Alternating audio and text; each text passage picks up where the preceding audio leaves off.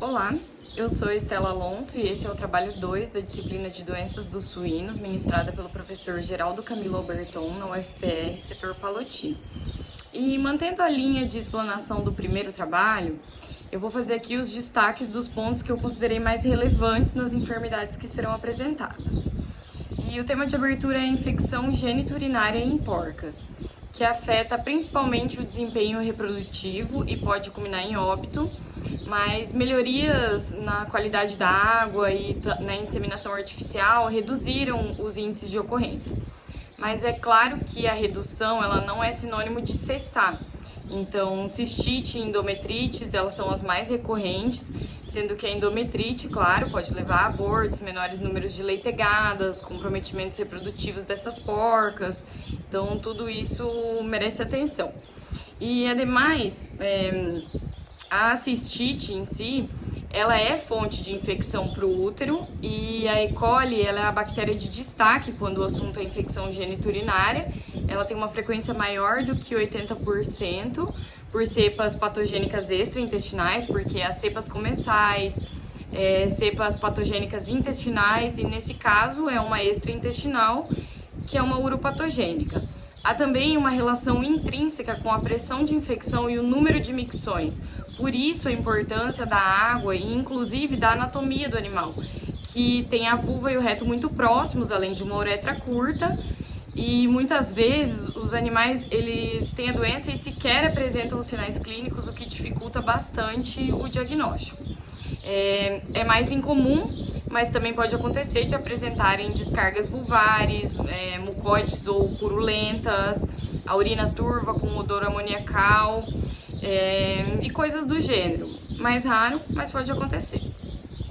Isso também, né, quando o produtor ele não observa uma cristalúria e aí ele acha que há uma infecção, aí ele dá antibiótico, sem ao menos fazer uma urinálise, que é fácil, é barato, é super importante, é de alta sensibilidade, alta especificidade e quando você observa a presença de nitrito, e mesmo assim ele é pouquíssimo utilizado.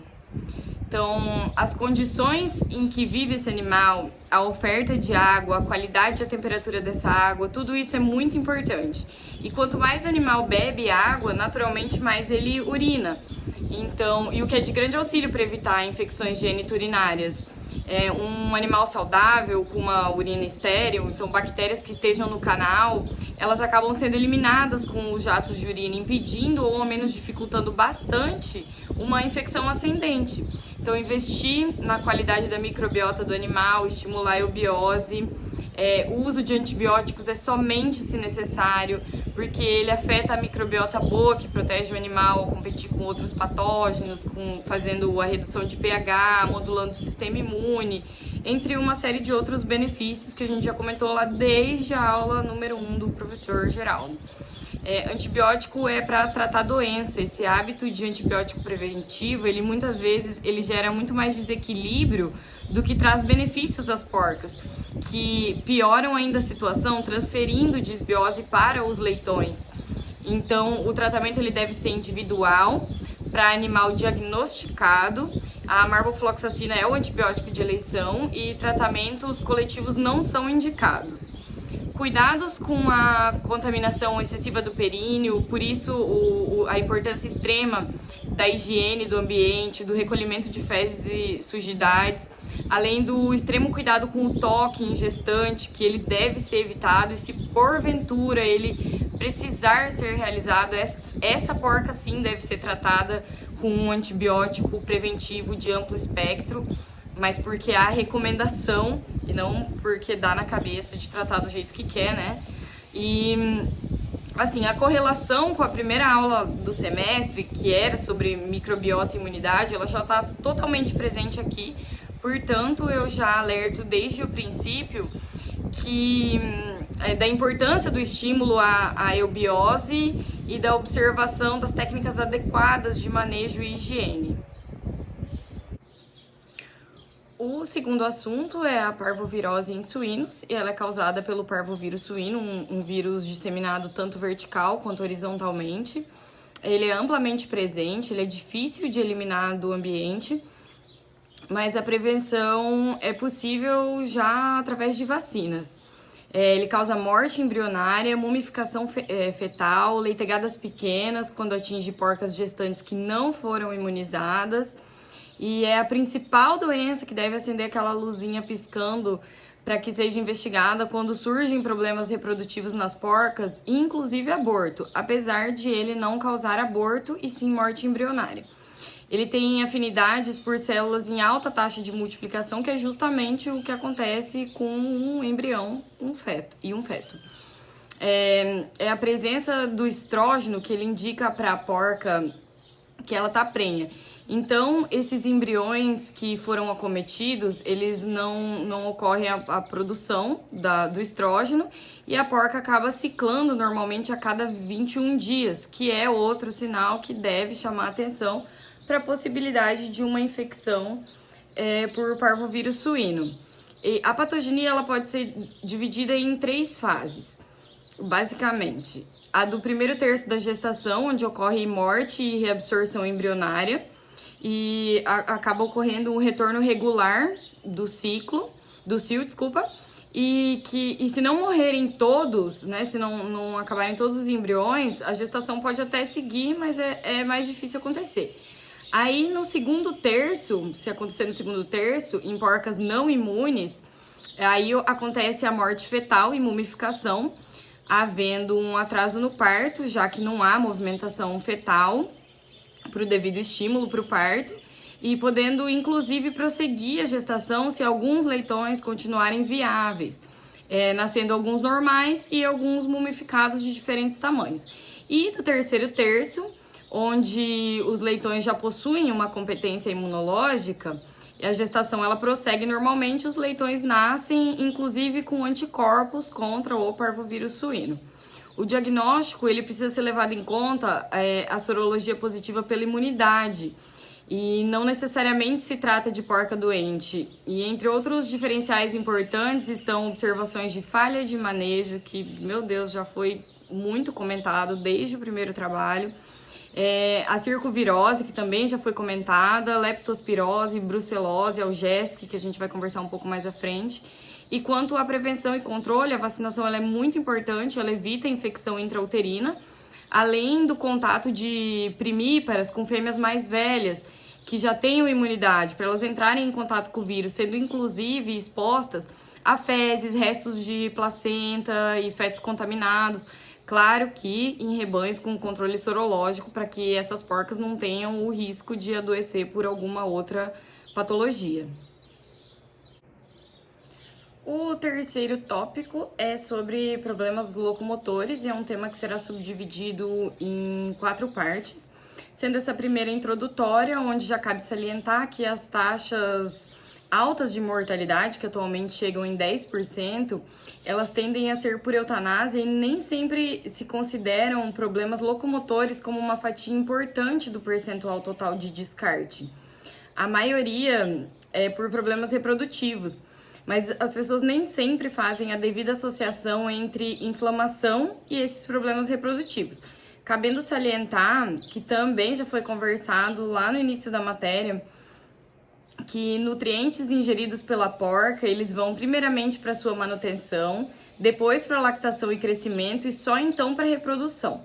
E quando há inflamação, a própria lactação e crescimento já são preteridos. Imagine então as condições reprodutivas dessa fêmea. É óbvio que estarão preteridas também. E animais com problemas locomotores, eles tendem naturalmente a ter uma queda reprodutiva. Afinal, há uma inflamação instalada. E as altas taxas de reposição, elas também acabam mascarando essas perdas produtivas.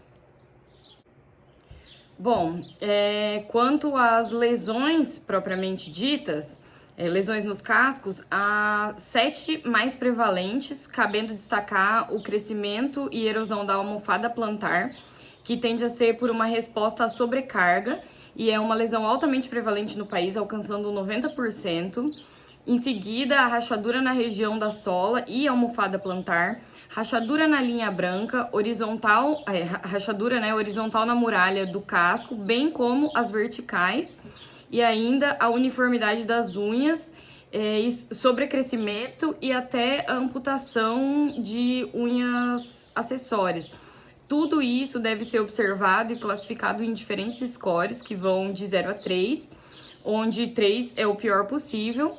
E os plantéis, eles devem ter uma amostragem de 10% das fêmeas examinadas periodicamente, deitadas para avaliação adequada dos membros pélvicos, e onde as 7 lesões devem ser avaliadas. Portanto, como cada lesão é de 0 a 3 e são 7, eles podem alcançar até 21 pontos, quando, né, numa péssima situação, e depois faz-se a média da pontuação de todas as avaliadas para você ter uma noção de como está aquele plantel.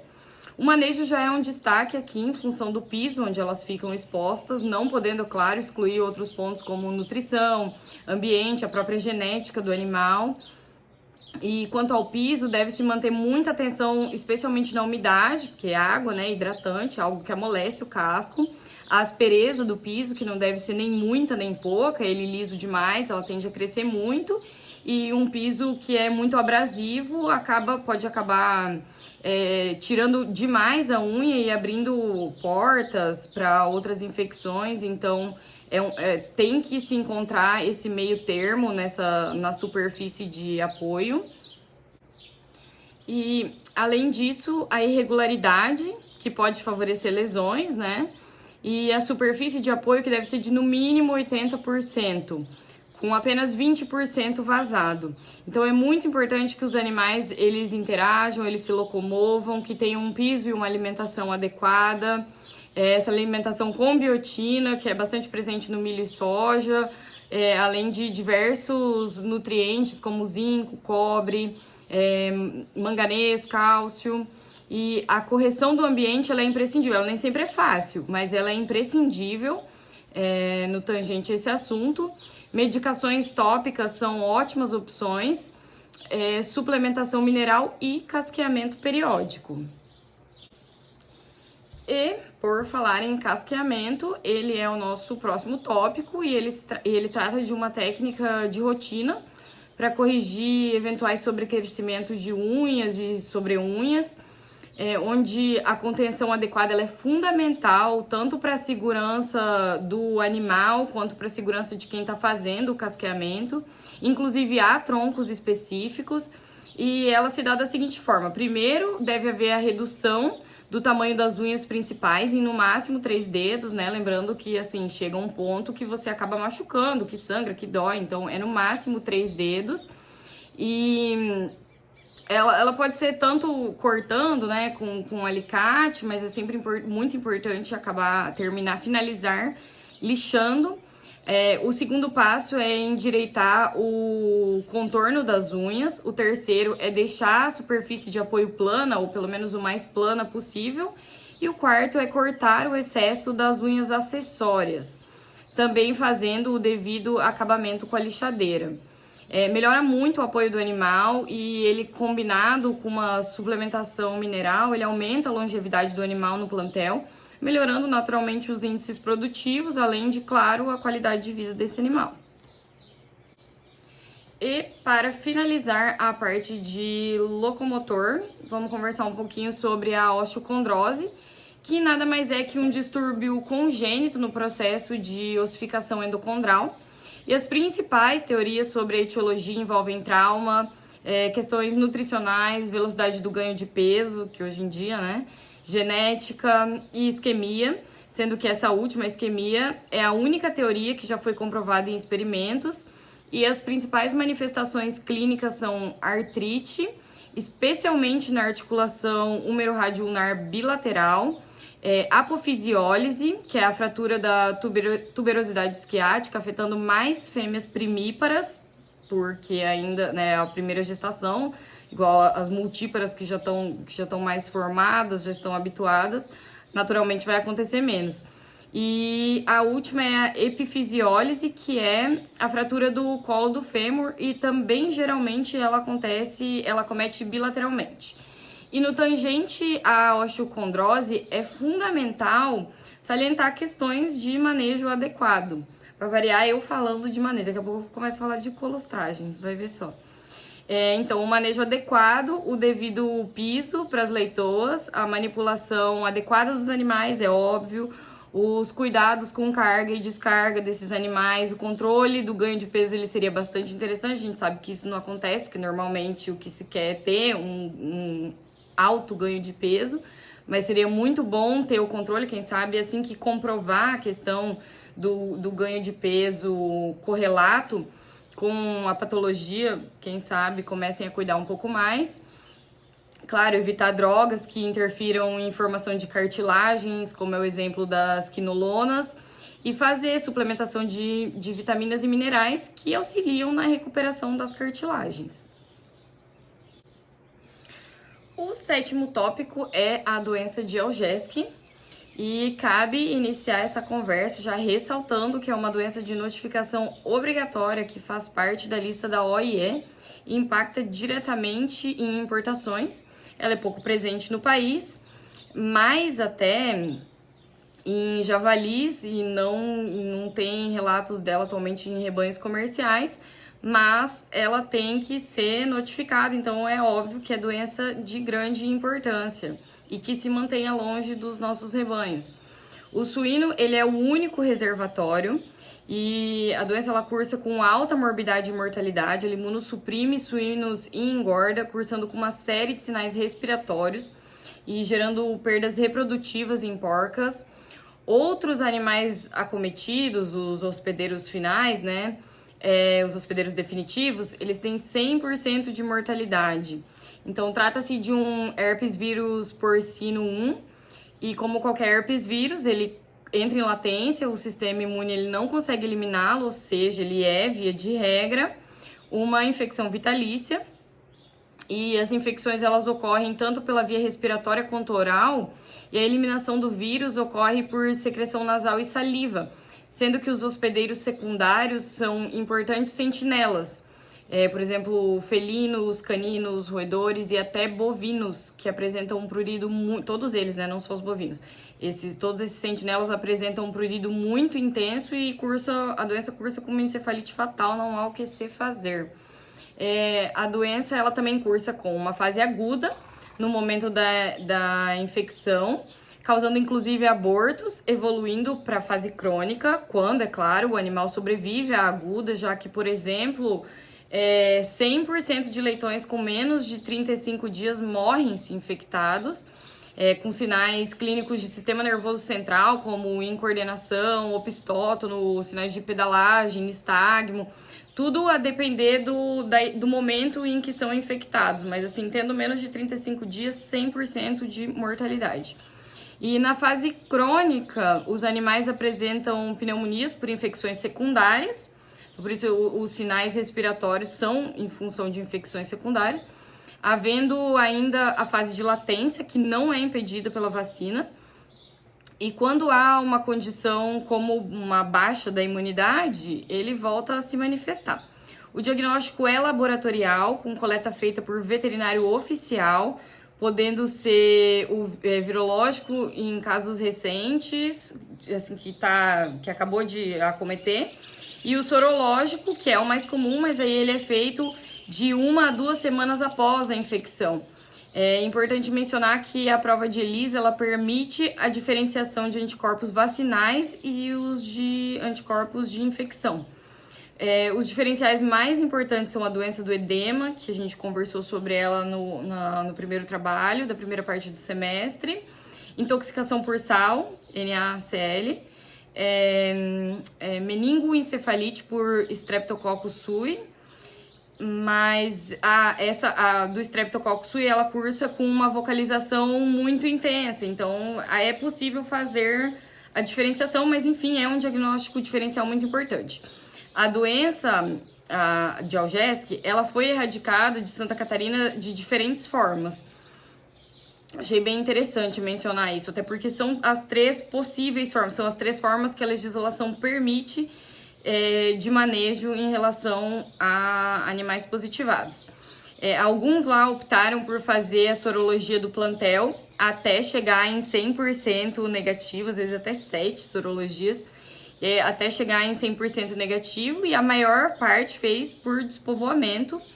Então, até porque, né, o plano de contingência do Algeski é por despovoamento imediato ou gradual, com a vacina deletada, ou por erradicação por sorologia e vacinação. Então, você vai ter essas 3 opções para lidar com Algesic. E na próxima doença a gente vai ver que também é uma doença de notificação obrigatória, a gente vai ver que é um pouquinho diferente a forma de manejo e como você pode lidar com ela. Bom, quanto à peste suína clássica, ela é causada por um vírus da família Flavoviridae, que é diferente da peste suína africana, que só foi confirmado uma vez no Brasil, em 1978, e é causada inclusive por outro vírus.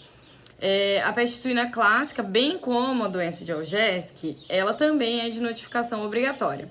Atualmente, há surtos isolados no Nordeste e o destaque fica por conta das criações de javalis, que são certamente fundamentais para as famílias que sobrevivem disso, claro. Porém, há um risco muito grande para a suinocultura. A infecção se dá pela via oral e a multiplicação é justamente em importantes células de defesa, como linfócitos e macrófagos. E a doença ela evolui para uma coagulação intravascular disseminada, hemorragia e morte. Pesado. As coletas de material para análise diagnóstica, elas são feitas também apenas por veterinários oficiais e vão para pesquisas de anticorpo, através de sorologia. Mas aqui, ao contrário da Algesic, que era o que eu estava comentando ainda agora, que a Algesic tem um plano de contingência que dá aquelas 3 opções, né? E a peste suína clássica, o controle ele envolve a interdição da propriedade e eutanásia de todos os animais da propriedade. E essa é a única forma de saneamento que consta na legislação. Não há aquela opção de ir fazendo sorologia e vai retirando. Não, aqui é eutanásia de tudo. É bem complexo, assim, é muito importante que seja evitada.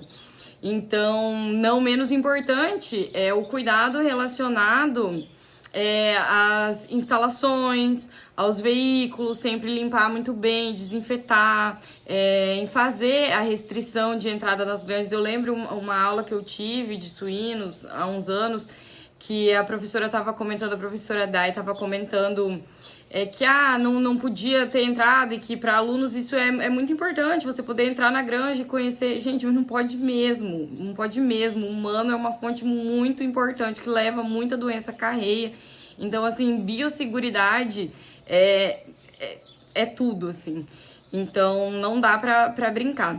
Tem que haver cuidados também relacionados a contato com outros animais que não deveriam ter acesso de jeito nenhum, materiais, roupas, utensílios que possam estar contaminados. Então, repetindo, né, as técnicas de manejo e biosseguridade para garantir que a infecção não atinja a granja de jeito nenhum, pois, como dito, é eutanásia de todo o plantel. No tangente às micotoxicoses, os suínos eles acabam sendo bem suscetíveis em função da sua alimentação ser baseada basicamente, né, em milho e soja. E estima-se que cerca de 25% dos cereais do mundo estejam contaminados com micotoxinas, que são metabólitos tóxicos e por vezes carcinogênicos, produzidos por fungos que acometem essas culturas. Quando em condições ideais para o fungo, principalmente alta umidade, grãos injuriados, uma boa oxigenação e temperatura ideal, eles acabam proliferando e produzindo essas micotoxinas. E isso vai desde o plantio até o armazenamento do grão no silo até a ração pronta. Então, o manejo adequado ele deve ser observado em absolutamente toda a cadeia produtiva, desde o plantio até depois de comprada a ração, o seu armazenamento na sua granja. A presença do fungo não é sinônimo da presença de micotoxina, mas a partir do momento que a micotoxina está presente, o fungo ele pode até ser eliminado e a micotoxina não será, ela permanece, ela persiste. Não tem como eliminá-la assim.